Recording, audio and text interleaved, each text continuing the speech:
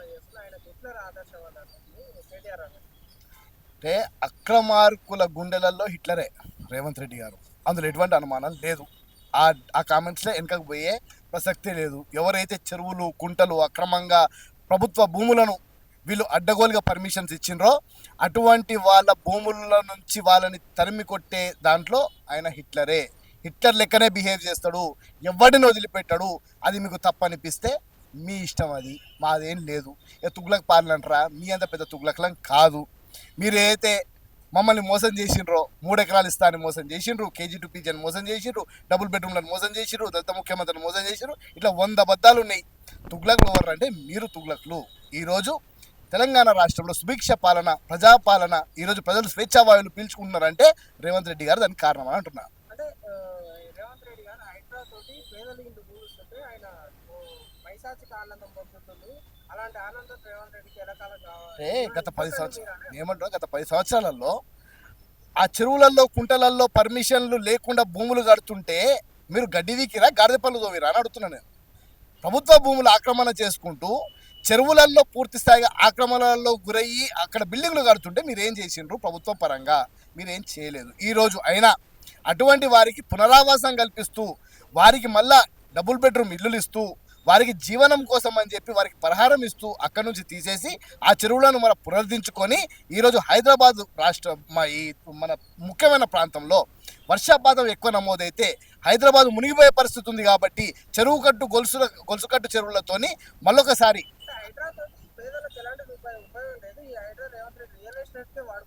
హైడ్రాతోని పేదలకు ఉపయోగమా, ఎవరికి ఉపయోగం కాదు. పెద్ద ఎత్తున వర్షాలు కురిస్తే చెన్నై లాంటి నగరమే మునిగిపోయింది. హైదరాబాద్ నగరము ముందటి నుంచి ఇది కేవలము 40 లక్షల జనాభా కోసమని ఆనాడు నిజాం గారు నిర్మించుకున్న దాని లోపల 1 కోటి మంది కంటే పైన ఎక్కువ జీవిస్తున్నారు. ఇక్కడ చెరువులు ఆనాడే గొలుసుకట్టు చెరువులు ఉండే. ఆ చెరువులన్నీ గొలుసుకట్టు చెరువుల ద్వారా ఈరోజు పెద్ద వర్షం పడితే ఆ చెరువులలో నీళ్లు నిండి ఈరోజు డ్రైనేజ్ వ్యవస్థకు ఇబ్బంది కాకుండా ఉండటానికి హైడ్రా అనేది ఏర్పాటు అవుతుంది.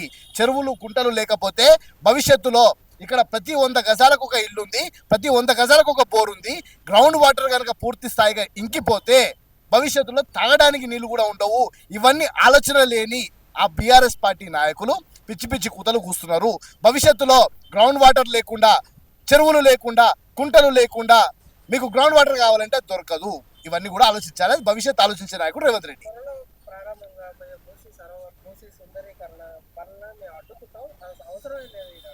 అంటే ఆయనకు అవసరం లేదనిపిస్తుందేమో. నేనేమంటున్నా, ఆ మూసి మధ్యలో ఓ 2 నెలల కోసం అని చెప్పి కేటీఆర్ గారికి ఓ ఇల్లు కట్టిస్తాము, ఓ టెంపరీ హౌసింగ్ చేసిస్తాము.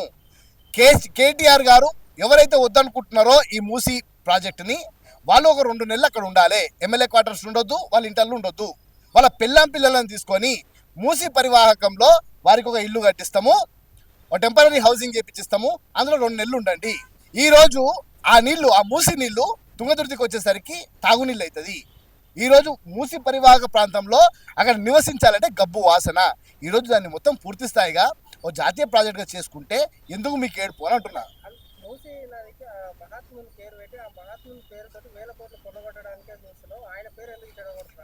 పచ్చకామర్లను పచ్చగా కనిపిస్తుంది అంతా. ఈరోజు ఆ మూసిని మొత్తం పునరుద్ధరించుకొని ఈరోజు దాన్ని ఒక మంచి ప్రాజెక్ట్గా చేద్దామని అనుకుంటే అడ్డగోలుగా వీళ్ళకి వచ్చిన ఏంది దోసుకోవడము, స్కామ్లు ఇవే ఉంటాయి. మూసి పునరుజ్జీవం ఇచ్చే పని మా రేవంత్ రెడ్డి గారు చేస్తున్నారు. మూసి ప్రాజెక్ట్ అయిపోయిన తర్వాత దాని గురించి మాట్లాడతాం.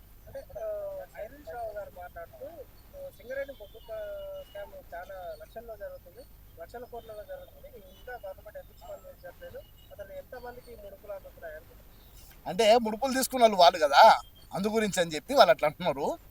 గత 10 సంవత్సరాల నుంచి కనీసం డిస్కామ్కి కట్టాల్సిన బిల్లులు కట్టలే.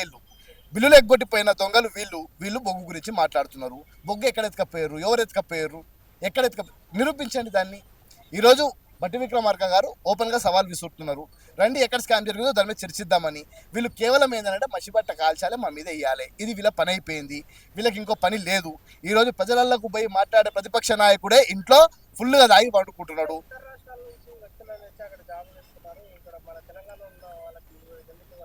అచ్చా, అందులో జాబులు ఇచ్చేది తెలంగాణ ప్రభుత్వమా? ఈరోజు తెలంగాణ ప్రభుత్వం ద్వారా వచ్చే జాబులు బై జాబ్ క్యాలెండర్ ఇస్తున్నాం. మేమేమన్నా దాన్ని నామినేషన్ బేస్లా వీళ్ళ గుజరాత్ నుంచో ఢిల్లీ నుంచో పట్టుకొచ్చి మేము నామినేషన్ పద్ధతిలో ఇంత పనిచేయండి అని ఇస్తున్నామా? ఇటువంటి ఆరోపణలు చేయడానికి సిగ్గుండాలి. నియామక ప్రక్రియ అనేది తెలంగాణ గవర్నమెంట్ అఫీషియల్గా చేస్తుంది.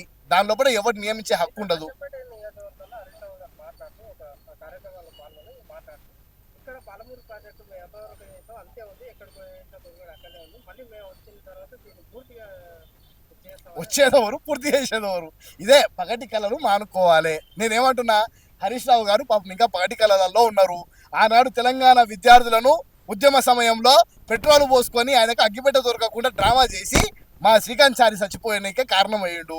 ఈరోజు పగటి కళలు కనుక్కుంటూ మేము వచ్చినాక చేస్తాం, మీరు వచ్చేది లేదు చేసేది లేదు, అది పూర్తి చేసేది మేమే. 80 సీట్ల పైగా తోటి వస్తామన్నారు ఏది నెక్స్ట్ ఎలక్షన్.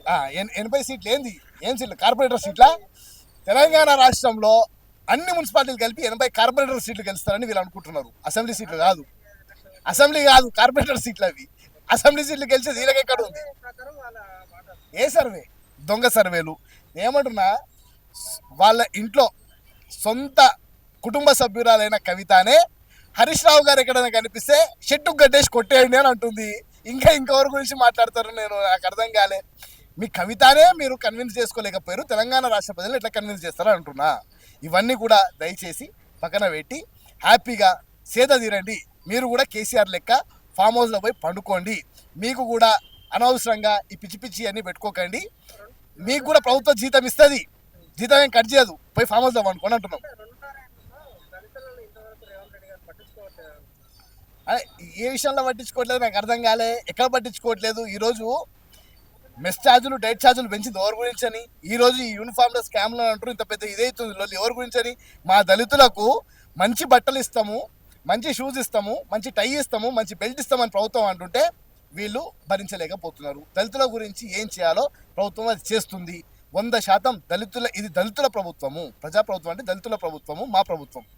వాళ్ళు దళిత బంధు ఇచ్చారు, మీరు అది కూడా ఇవ్వట్లేదు. వీళ్ళు దళిత బంధు నేరుగా కార్పొరేషన్ చైర్మన్ ఒకదాన్ని 4 లక్షల రూపాయలు కమిషన్ తీసుకున్నారు దొంగనా కొడుకులు. వీళ్ళందరినీ పట్టుకోనికే నాకు రోజు 10 చిట్టాలు చదువుతున్నా. అంటే ఎలాంటి కమిషన్లు కానీ లంచాలు కానీ తీసుకోకుండా డిస్కౌంట్ పరంగా దళిత బంధు ఇచ్చాం, అందరు సంతోషంగా ఉన్నారా? అదే బాగా సంతోషంగా ఉన్నారు. నేనేమంటున్నా, వీళ్ళ మనసుల మీద చేతులు వేసుకొని బీఆర్ఎస్ పార్టీ ఎవరైతే ఓడిపోయిన ఎమ్మెల్యేలు ఉన్నారో, ఎవరైతే ప్రజెంట్ ఎమ్మెల్యేలు ఉన్నారో, వీళ్ళ పిల్లల మీద ఒట్టేసి ఓ గుడిలోకి వచ్చి నీళ్లు పోసుకొని చెప్పమని చెప్పండి. రూపాయి కమిషన్ తీసుకోకుండా మేము దళిత బంధు ఇచ్చినామని నేను రాజకీయంగా మొత్తం బయలుదేరుతా. ఎస్సీ కార్పొరేషన్ చైర్మన్ నేను చెప్తున్నా, ఒక్కొక్క దళిత బంధు పథకానికి సంబంధించి మినిమం 3 లక్షల నుంచి 5 లక్షల రూపాయల దాకా వీళ్ళు మళ్ళీ దళితుల దగ్గర నుంచి రిటర్న్ తీసుకున్నారు. నా దగ్గర ఆధారాలతో పాటు ఉంది. అది ఏ సమయము ఎక్కడ నేను బయట పెడతా. ఎవడైతే దీనికి పాల్పడ్డాడో వాడిని 100% రోడ్డు మీద గుంజుకొస్తా. అలాగే గురుకులలో చదువుకునే పిల్లల పరిస్థితి అధ్వానంగా ఉంది, అసలు గవర్నమెంట్ వర్తించుకోవట్లేదు. అంటే గత ప్రభుత్వం వీళ్ళు ఏమనుకుంటున్నారంటే ఇంకా వీళ్ళ పాలన ఎట్లుందో అట్లనే అనుకుంటున్నారు. మాకు ఇప్పుడు మంత్రి వచ్చిండు, అడ్లూరు లక్ష్మణ్ అని ఒక కింద స్థాయి కార్యకర్త మాకు మంత్రిగా వచ్చిండు. ఆయన వచ్చిన తర్వాత విదేశీ విద్య 200 నుంచి 500 అయింది. డైట్ ఛార్జీలు 200% పెరిగినాయి. మెస్ ఛార్జీలు పెరిగినాయి. వారానికి 2 సార్లు గుడ్లు, 2 సార్లు చికెను, ఒకసారి మటను, బ్రేక్ఫాస్టు, దాంతోపాటు వేసుకోవడానికి బట్టలు, చదువుకోవడానికి బుక్స్, వేసుకోవడానికి బ్యాగు, టై, బెల్టు, ఐడి కార్డుతో పాటు కప్పుకోవడానికి బెడ్షీటు, పడుకోవడానికి బెడ్, ఇవన్నీ మా లక్ష్మణన్న నాయకత్వంలో ఈరోజు తెలంగాణ రాష్ట్ర ప్రభుత్వం రేవంత్ రెడ్డి గారి ఆశీర్వాదంతో ఇస్తున్నారు. ఇవన్నీ వీళ్ళకి తెలియదు, ఎందుకంటే వీళ్ళు ఏమి ఇవ్వలే కదా. వీళ్ళు ఏం చేసిర్రు, వీళ్ళు వచ్చిన గుడ్లను ఎత్తుకపోయారు. మాకు 40 రూపాయల బియ్యం రావాలంటే 20 రూపాయల బియ్యం పెట్టిర్రు, రేషన్ బియ్యం పెట్టిర్రు. ఈరోజు మేము సన్న బియ్యం పెడుతున్నాం. ఇవన్నీ చూసి భరించలేకపోతున్నారు మా దళితులు.